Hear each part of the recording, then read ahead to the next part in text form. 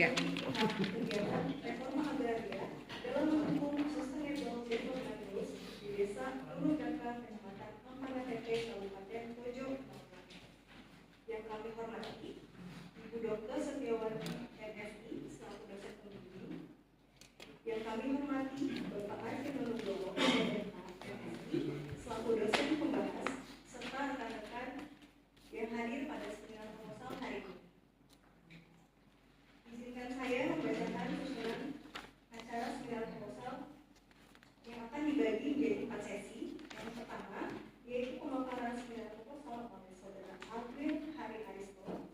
Sesi kedua yaitu tanya jawab dari rekan-rekan penata ini. Sesi ketiga yaitu pemberian tanggapan dari dosen pembahas serta tanggapan dari dosen pembimbing. Dan sesi keempat yaitu pembacaan berita acara hasil seminar. Baiklah, kita mulai pada sesi pertama, yaitu pemaparan seminar proposal kepada Saudara Arifin Hari Aristo.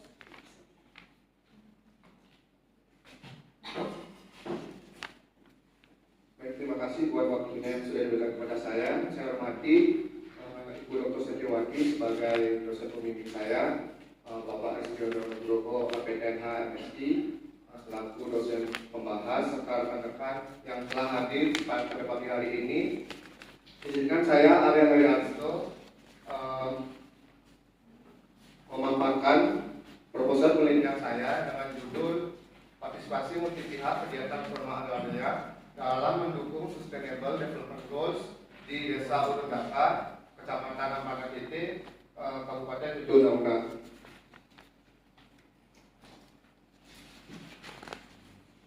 Yang pertama adalah latar belakang. Reforma agraria merupakan penataan kembali struktur penguasaan, pemilikan, penggunaan dan pemanfaatan tanah yang lebih berkeadilan melalui penataan aset dan penataan akses untuk kemakmuran rakyat. Reforma agraria diatur di dalam Perpres nomor 86 tahun 2018 tentang reforma agraria. Lalu selanjutnya dikeluarkan lagi Perpres nomor 62 tahun 2023 tentang percepatan pelaksanaan reforma agraria, yang mana menegaskan percepatan pelaksanaan reforma ini sebagai program strategis nasional. Reforma agraria mendukung juga cita ke-6 melalui Kabinet Merah Putih, yaitu membangun dari desa dan dari bawah dari pemerataan ekonomi dan pengentasan kemiskinan. Reforma agraria juga memiliki tujuan dalam memberi kemudahan akses bagi masyarakat serta menghilangkan kemiskinan dan memperkuat sektor pertanian khususnya untuk swasembada pangan. Hal ini sejalan dengan tujuan SDGs untuk mengentaskan kemiskinan dan kelaparan. Namun dalam pelaksanaannya terdapat permasalahan yang ditemukan, salah satunya yaitu kurangnya koordinasi antar sektor, adanya ego sektoral serta terbatasnya anggaran. Hal tersebut dapat menghambat terwujudnya tujuan dari reforma agraria. Seperti penelitian yang dilakukan oleh Trinanda Putra dan kawan-kawan tahun 2021, penelitian yang mereka temukan yaitu adanya ego sektoral pada setiap lembaga atau instansi mempengaruhi tingkat keberhasilan dari kegiatan penataan akses, sehingga penataan akses reforma agraria menjadi tidak optimal, di mana kegiatan tersebut tidak dijadikan program prioritas oleh pemerintah daerah setempat. Hal ini menyebabkan pelaksanaan reforma agraria di Kabupaten Lampung Tengah yang tadinya ada 4 lokasi desa sebagai objek kegiatan, namun hanya 1 desa saja yang berhasil. Sementara itu, penelitian dilakukan oleh Triandalu dan kawan-kawan tahun 2021, keberhasilan pelaksanaan reforma agraria dengan pola redistribusi tanah di Kabupaten Hulu Sungai Selatan pada tahun 2019 dipengaruhi oleh beberapa faktor, yang salah satunya yaitu partisipasi semua stakeholder yang terlibat. Melihat dari permasalahan tersebut, peneliti melihat betapa pentingnya partisipasi multipihak dalam kegiatan reforma agraria, di mana program reforma agraria ini tidak bisa berhasil tanpa keterlibatan penuh dari pemerintah daerah, masyarakat, sektor swasta, serta perbankan. Untuk itu, partisipasi multipihak merupakan salah satu kunci keberhasilan dari reforma agraria yang berkelanjutan. Seperti halnya pelaksanaan yang terjadi di Desa Urundaka yang diiringi dengan keterlibatan yang efektif dari masyarakat, pemerintah desa, dan kabupaten serta sektor swasta, sehingga dalam pelaksanaannya membawa dampak positif pada peningkatan kesejahteraan masyarakat melalui pemanfaatan tanah yang optimal. Untuk itu, partisipasi multi pihak dalam kegiatan reforma agraria di Desa Urundaka menjadi penting untuk diteliti dalam rangka memberikan pemahaman yang lebih mendalam terkait dengan peran serta strategi pelaksanaan masing-masing stakeholder pada kegiatan fasilitasi pendampingan usaha, sekaligus dapat mendukung tujuan Sustainable Development Goals di tingkat desa. Adapun rumusan masalah yang peneliti susun berdasarkan latar belakang yang sudah dibuat, yaitu bagaimana partisipasi multi pihak kegiatan reforma agraria di Desa Urundaka, Kecamatan Ampana Tete, Kabupaten 76. Lalu yang kedua, bagaimana strategi para pihak dalam mendukung reforma agraria menuju SDGs tujuan 1 di Desa Urundaka, Kecamatan Ampana Tete, Kabupaten 76, serta bagaimana strategi para pihak dalam mendukung reforma agraria menuju SDGs tujuan 2 di Desa Urundaka, Kecamatan Ampana Tete, Kabupaten 76. Adapun tujuan dan manfaat penelitian yang diambil dari berdasarkan rumusan masalah, yang pertama tujuannya yaitu untuk mengetahui partisipasi multi pihak dalam kegiatan reforma agraria di Desa Urundaka. Yang kedua, untuk mengetahui strategi para pihak dalam mendukung reforma agraria menuju SDGs tujuan 1 di Desa Urundaka. Dan yang terakhir, untuk mengetahui strategi para pihak dalam mendukung reforma agraria menuju SDGs tujuan 2 di Desa Urundaka. Lalu untuk manfaat penelitiannya ada 3. Yang pertama, untuk Kementerian dan BPN sebagai bahan masukan sekaligus memberikan kontribusi bagi Kementerian Agraria dan Tata Ruang pada Pertanahan Nasional dalam menyusun kebijakan dan strategi yang lebih partisipatif dan efektif. Lalu yang kedua, untuk Sekolah Tinggi Pertanahan Nasional, yaitu sebagai referensi pengetahuan untuk penelitian selanjutnya atau pengembangan yang berkaitan dengan penataan akses reforma agraria dalam mencapai tujuan SDGs tujuan pertama tanpa kemiskinan dan tujuan kedua tanpa pelaporan melalui partisipasi multi pihak. Lalu manfaat bagi peneliti sebagai upaya memenuhi syarat kelulusan diploma 4 pertanahan Sekolah Tinggi Pertanahan Nasional serta meningkatkan kapasitas dan kompetensi peneliti di bidang pertanahan.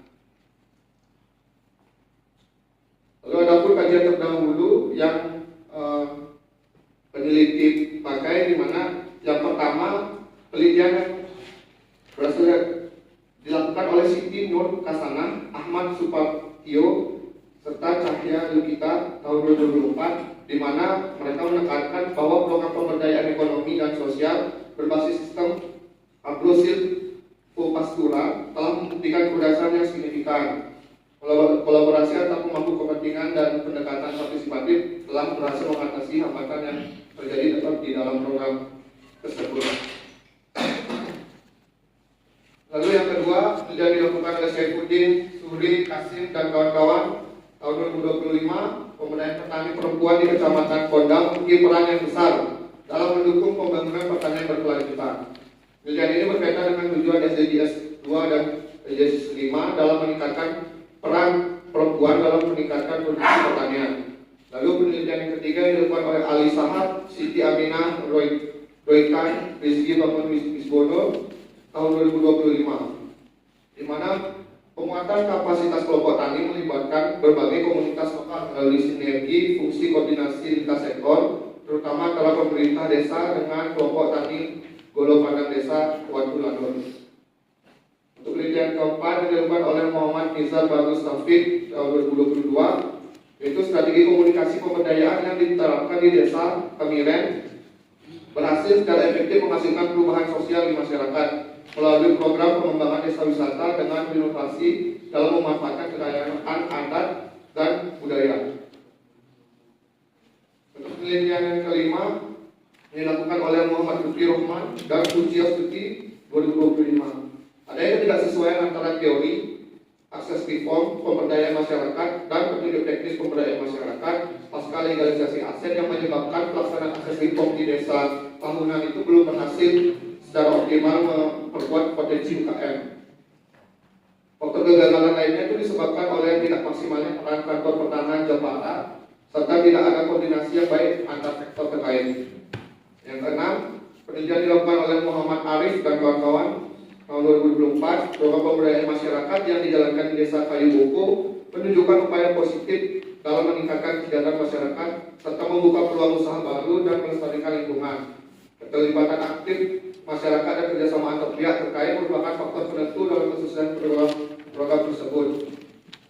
Dalam penelitian ini ada kaitan dengan SDGs 2 dan 5. Untuk penelitian yang ketujuh yang dilakukan oleh Deni Puspahadi dan Maria Ermitika Radianti tahun 2022, di mana pemberdayaan masyarakat Desa Mitra melalui CSR PT Indofood menerangkan adanya dampak ekonomi dan kesejahteraan yang signifikan. Keterkaitan indikator SDGs 2 dan 5 ditujukan pada proses produksi makanan hingga menjadi produk akhir dan partisipasi aktif perempuan pada inovasi pemasaran produk. Dan yang terakhir yaitu penelitian yang dilakukan Hasna Latifah, Agung Wibowo, dan Widianto tahun 2022, di mana program SDGs Desa yang terlaksana di Desa Johunut, Kecamatan Wanangbugito, Kabupaten Wonogiri, yaitu mendapat bantuan RTLH atau Rumah Tidak Layak Huni dan bantuan benih dengan implementasi dari tahap sosialisasi perekrutan hingga kegiatan pelaksanaan oleh masyarakat Desa Johunut berjalan dengan sangat baik. Adapun kerangka teoritis yang peneliti gunakan ada 7. Yang pertama, partisipasi multi pihak, di mana mengacu pada teori multi stakeholder partnership atau MSP yang merupakan pendekatan kolaboratif yang menggandeng berbagai pihak yang berkepentingan dari sektor yang berbeda, seperti pemerintah, sektor swasta, masyarakat sipil, dan lembaga non-profit untuk mencapai tujuan bersama yang kompleks. Lalu ada paradigma manajemen pertanahan, reforma agraria, penataan akses, sustainable development goals, lalu ada tanpa kemiskinan dan tanpa kelaparan. Berikut adalah kerangka pemikiran yang coba peneliti susun, bisa dilihat di layar. Selanjutnya langsung saja kepada metode penelitian, di mana yang pertama format penelitian ini menggunakan metode penelitian kualitatif dengan pendekatan deskriptif yang bertujuan untuk menjelaskan serta mengungkapkan fenomena yang terjadi berdasarkan fakta yang ada di lapangan. Lalu lokasi penelitian yang akan dilaksanakan yaitu di Desa Urundaka, Kecamatan Ampana Titi, Kabupaten 766. Jenis datanya nanti memakai 2 jenis data, itu data primer dan data sekunder. Lalu untuk informan dan teknik pemilihan informan, peneliti di sini menggunakan teknik purposive sampling agar peneliti mendapat informasi yang secara bertahap dari orang yang tepat. Peneliti juga menetapkan beberapa informan. Yang pertama itu kasih penataan dan pemberdayaan atau Antah Kabupaten Mejonona. Yang kedua Kepala Desa Urundaka. Yang ketiga Ketua Kelompok Tani. Keempat Dinas Pertanian dan Ketahanan Pangan.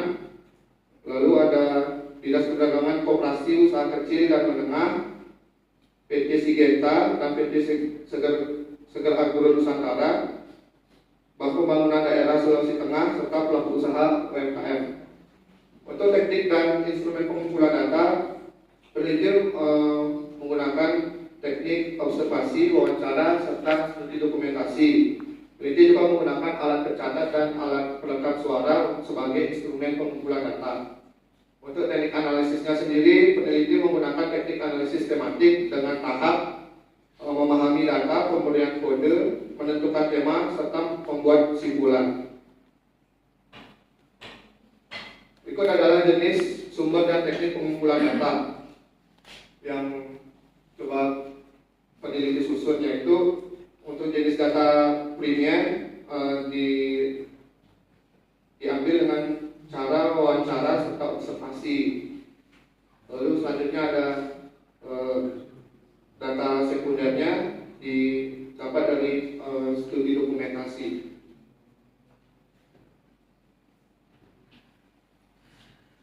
Sekian presentasi yang bisa saya sampaikan. Kurang lebih mohon maaf, saya kembalikan ke moderator.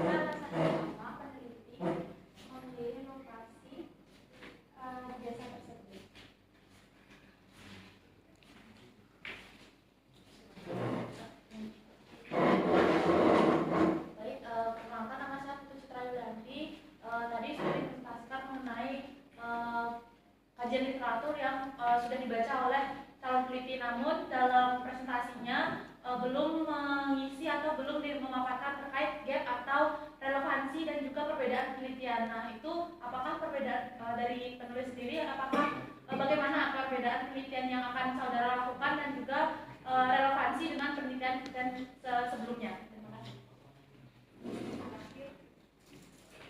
Baik, mohon izin, perkenalkan saya Muhammad Yulianto. Saya menanyakan kepada peneliti di sini. Tadi kan menjelaskan di metode penelitiannya bahwa akan ada informan yang digunakan sebagai sumber dari yang data yang didapatkan. Nah, di sini apakah akan ada kemungkinan untuk peneliti melakukan penambahan informan pada penelitian nanti saat turun lapangan? Sekian dari saya.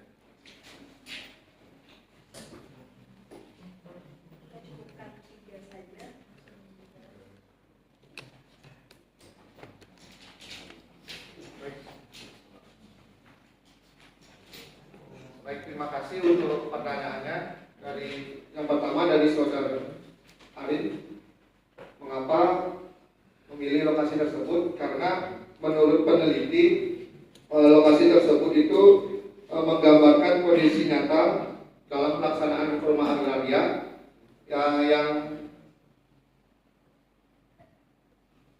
yang berhasil melibatkan berbagai pihak serta relevan dengan dalam mendukung SDGs 1 dan 2 dari tujuan penelitian dari peneliti sendiri. Itu. Untuk pertanyaan kedua dari saudari Citra tentang gap research ya.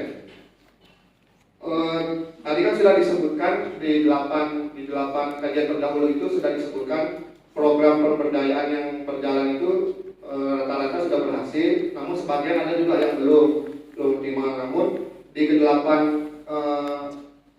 kajian terdahulu tersebut belum menjelaskan secara spesifik dan mendalam terkait partisipasi yang terjadi di dalam kegiatan reforma agraria. Jadi peneliti ingin mengisi kekosongan yang tersebut untuk mengetahui bagaimana partisipasi yang terjadi di Desa Urudaka dan dihubungkan dengan bagaimana partisipasi tersebut mendukung SDGs, terutama pada SDGs yang tujuan pertama tanpa kemiskinan dan SDGs 2 tanpa kelaparan.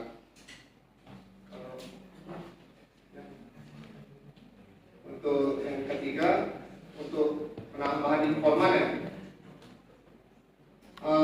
Karena penelitian yang peneliti lakukan itu nanti adalah penelitian kualitatif, pasti akan ada banyak pengembangan di lapangan. Jadi besar kemungkinan peneliti menambah jumlah informan sesuai dengan kondisi saat di lapangan nanti.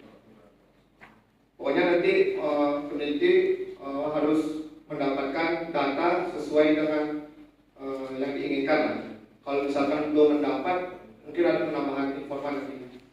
Terima kasih, mungkin itu saja yang bisa saya jawab. Semoga bisa menjawab pertanyaan rekan-rekan.